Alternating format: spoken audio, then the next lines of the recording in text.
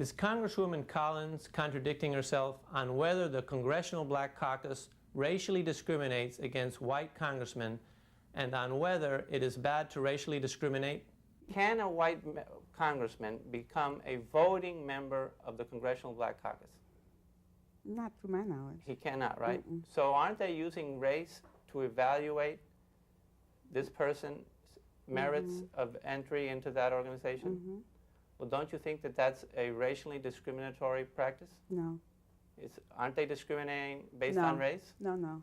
Well, what are they discriminating based on? Race is part of it. Yes, they are racially discriminating. Oh, so they are discriminating. It is racial discrimination, because before you said it wasn't. But you asked me, was it bad? It's not racist discrimination. Okay, so it's racial discrimination, but it's good. It's racial discrimination, and it is.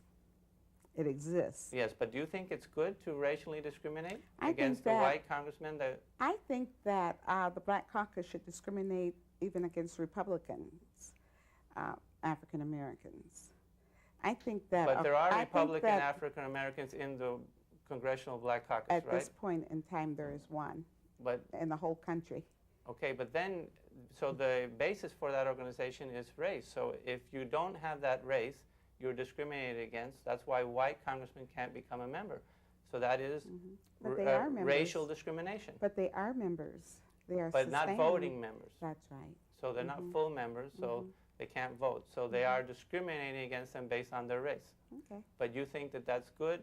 Oh, first you said you thought it was bad. I think it's necessary. It's necessary. So is it a necessary evil? I don't think it's an evil. I think it's an evil that you have to have black caucuses. I think it's an evil that you have to have affirmative action. I think it's evil that you have to have a discussion on racism. I think it's evil that you sit here and don't seem to understand what racism is and what redress is.